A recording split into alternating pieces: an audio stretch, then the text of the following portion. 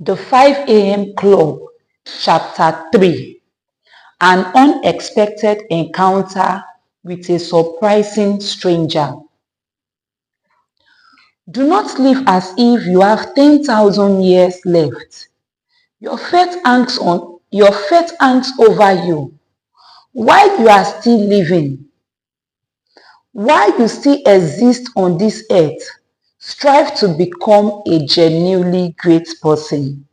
Marcus Aurelius, Roman Emperor. The entrepreneur lied to the people she met at the seminar, telling them she was in the room to learn the spellbinder's fabulous formulas for exponential productivity, as well as to discover the neuroscience beneath personal mastery that he had been sharing with leaders of industry. She mused that her expectation was that the guru's methodology would give her an unmatchable edge over her firm's competition, allowing the business to swiftly scale toward indisputable dominance. You know the real person she was there. She needed her hope restored and her life saved. The artist had come to the event to understand how to fuel his creativity and multiply his capability so he could make an enduring mark on his field by the paintings he generated. And the hopeless man appeared to have sneaked into the conference hall while no one was watching. The entrepreneur and the artist had been seated together. This was the first time they had met. "Do you think he's dead?" she asked as the artist fidgeted with his dangling Bob Marley dreadlocks. The entrepreneur's face was angular and long. A wealth of wrinkles and weighty crevices ran along her forehead like ruts in a farmer's fresh field. Her brown hair was medium in length and styled in an "I mean business and dare not mess with me" kind of a way. She was lean, like a long-distance runner, with thin arms and lithe legs that emerged from a sensible blue designer skirt. Her eyes looked sad, from old hurts that had never been healed, and from the current chaos that was infecting her beloved company. "Not sure. He's old. He fell hard. God, that was wild. Never seen anything like it," the artist said anxiously as he tucked on an earring. "I'm new to his work. I'm not into this sort of thing," the entrepreneur explained. She stayed seated, her arms folded over a cream-colored blouse with a colossal floppy black bow tie perched fashionably at the neckline. "But I liked a lot of his information on productivity in this era of devices destroying our focus and our ability to think deeply. His words made me realize I have to guard my cognitive assets in a far better way." She carried on, fairly formally. She had no real interest in sharing what she was going through, and she obviously wanted to protect her facade of an illustrious businesswoman ready to rise to the next level. "Yeah, he's deaf hip," said the artist, looking nervous. "He's helped me so much. Can't believe what just went down." "Surreal, right?" He was a painter because he wanted to elevate his craft as well as improve his personal life. He followed the spellbinder's work. But for whatever reason, the demons within him seemed to hold power over his greater nature. So he had inevitably sabotaged his Herculean ambitions and wonderfully original ideas. The artist was heavy, A goatee jutted out from under his chin. He wore a black t-shirt and long black shorts that fell below his knobby knees. Black boots with rubber soles, the kind you may have seen Australians wear, completed the creative uniform. A fascinating cascade of tattoos rolled down both arms and across his left leg. One said, "Rich people are fakers." Another stole a line from Salvador Dali, the famed Spanish artist. It read simply, "I don't do drugs, I am drugs." "Hi guys," the homeless man spoke inappropriately loudly from a few rows behind the entrepreneur and the artist. The auditorium was still emptying and the audiovisual crew was noisily tearing down the staging. Event staff swept the floor. A Nightmares on Wax song played soothingly in the background. The two new acquaintances turned around to see a tangled mess of white person hair, a face that looked like it hadn't been shaved in decades, and a tattered arrangement of terrifically stained clothing. "Yes?" asked the entrepreneur in a tone as cold as an ice cube in the attic. "Can I help you?" "Hey brother, what's up?" offered the artist more compassionately. The homeless man got up, shuffled over and sat next to the two. "Do you think the guru's croaked?" he asked as he picked at a scab on one of his wrists.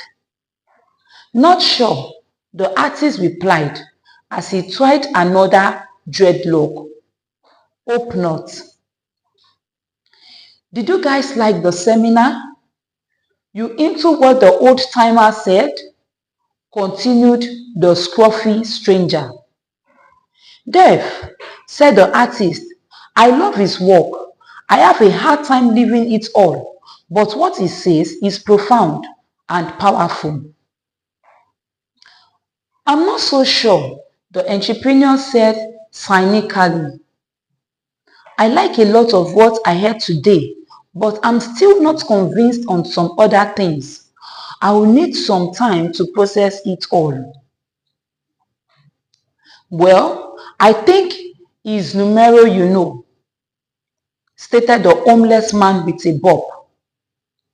"I made my fortune thanks to the teachings of the spellbinder, and I've enjoyed a pretty world-class life because of him too. Most people wish for phenomenal things to happen to them. He taught me that exceptional performers make phenomenal things happen to them. And the great thing is, he not only gave me a secret philosophy to get my big dreams done, but he taught me the technology, the tactics, and the tools to translate the information into results. His revolutionary insights on how to install a fiercely productive morning routine alone transformed the impact I've had on my marketplace." A jack scar ran along the homeless man's forehead, just above his right eye. His straightening beard was grey. Around his neck, he sported a beaded necklace, like the ones Indian holy men wear at their temples. Though his hyperbole made him sound unstable, and his visage made it appear that he had lived on the streets for many years, his voice displayed an irregular sense of authority, and his eyes revealed the confidence of a lion. Total passport. The entrepreneur whispered to the artist, "If he's got a fortune and Mother Teresa, Got you? It seems insane, the artist replied. But check out his humongous watch. On the left wrist of the homeless man, who seemed to be in his late 60s, was one of those massive timepieces that British hedge fund managers are prone to wear when they go out to dinner in Mayfair. It had a dial, the color of a revolver surrounded by a stainless steel rim, a red needle tin hour hand, and a sunset orange minute hand. This noteworthy badge of honor was united with a wide black rubber strap, lending a driver-like feel to the old lustrous look. 100 grand, easily, said the entrepreneur discreetly. Some of the people at my shop bought watches like that the day after our IPO. Unfortunately, our share price plummeted and they kept their damn timepieces. So, what part of the spellbinder stock did you cats like best? The vagabond asked, still scratching his wrist. Was it all the stuff about psychology of genius that he started out with? Or maybe those incredible models he taught on the productivity arts of billionaires that he jumped on in the middle? Maybe you were stoked by all the neurobiology that creates top performance. Or did you vibe with his theory on our responsibility to reach legendary while serving as an instrument for the benefit of humanity that he walked us through before that dramatic finish? The homeless man then winked and glanced at his big watch. Hey dudes, this has been fun, but time is one of the most precious commodities I've learned to bulletproof. Warren Buffett, the brilliant investor, said the rich invest in time, the poor invest in money. So I can't hang with you humans too long. Got a meeting with a jet and a runway. Know what I mean? It seems to be delusional, thought the entrepreneur. Buffett also said, I buy expensive suits. They just look cheap on me. Maybe you remember that quote too. And she continued, I really don't mean to be rude, but I'm not sure how you got in here. And I have no idea where you got that fat watch from or what jet you are talking about. And please stop speaking the way you do about what happened at the presentation. Nothing funny about it. Seriously, I'm not sure the gentleman's still breathing. Deaf true, the artist agreed as he stroked his goatee. Not cool. And why do you talk like a surfer? Hey guys, chill, said the homeless man. First, I'm a surfer. I spent my teenage years on a board in Malibu. Used to ride near a point where the rat breaks are. Now I surf the smaller waves in Tamarind Bay, a spot you cats have probably never been to. Never heard of the place.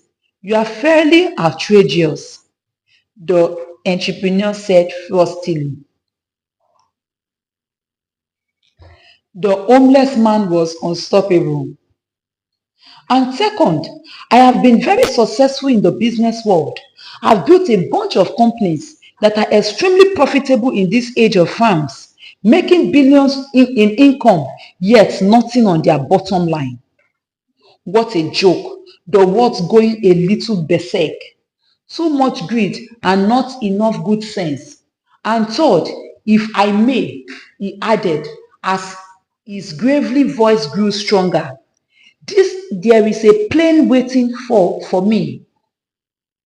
on a tarmac not so far from here. So, before I go, I will ask you again because I want to know what part of the Spellbinders presentation did you two like best? Pretty much the whole thing, the artist said. Loved it all so much. I recorded every word the old legend said. That's illegal, cautioned the homeless man, crossing his arms firmly. You could get into serious lawyer trouble doing that. It is against the law, confirmed the entrepreneur. Why would you do that? Because I wanted to. Just felt like it. I do what I want to do. Rules are made for destruction, you know. Picasso said you should learn the rules like a pro so you can break them like an artist. Need to be myself and not some sheep with no balls, blindly following the flock down a path that leads to nowhere. Most people, especially people with cash, are nothing but a bunch of frauds, declared the artist. It's like the spellbinders sometimes say you can fit in or you can change the world. You don't get to do both. So I recorded the whole thing. Shoot me, and Joe would be interesting. I'll probably meet some cool people in there. Okay, said the homeless man. I don't like your decision, but I do love your passion. So go ahead, bring it on. Play the parts of the seminar that turned you on. Everything I recorded will blow your mind. The artist raised his arm to reveal a detailed tattoo of guitar virtuoso Jimi Hendrix. The phrase, when the power of love overcomes the love of power, the world will know peace, appeared over the dead superstar's face. You are about to hear something special, he added. Yes, go ahead and play the parts you liked, encouraged the entrepreneur as she stood up. She wasn't quite sure why, but ever so slightly, something was beginning to shift deep within her core. Maybe life has been breaking me down, she thought, so I can make some sort of a breakthrough. Being at this event, meeting the artist, hearing the spellbinder's words, even if she didn't agree with all he said, was giving her the feeling that what she was experiencing at her farm just might be some form of preparation demanded by her greatness. The entrepreneur was still skeptical, but she sensed she was opening and possibly growing. So she promised herself she would keep following this process instead of retreating. Her former way of existing no longer served her. It was time for a change. The entrepreneur thought about a quote she loved from Theodore Roosevelt. It's not the critic who counts, not the man who points out how the strong man stumbles, or where the doer of these could have done them better. The credit belongs to the man who is actually in the arena, whose face is marked by dust and sweat and blood, who strives valiantly, who errs, who comes up short again and again, because there is no effort without error and shortcoming. But who does actually strive to do the deeds? Who knows great enthusiasms, the great devotions, who spent himself in a worthy cause, who at the best knows in the end the triumph of high achievement, and who at the worst, if he fails, at least fails while daring greatly, so that his place shall never be with those cold and timid souls who neither know victory nor defeat. She also recalled the phrase she had learned from the spellbinder's address, something like, The moment when you most feel like giving up is the instant when you must find it in you to press ahead. And so the businesswoman reached deep within herself and made a vow to continue her quest to find her answers, solve her problems, and experience vastly better days. Her hope was gradually expanding, and her worries were slowly shrinking.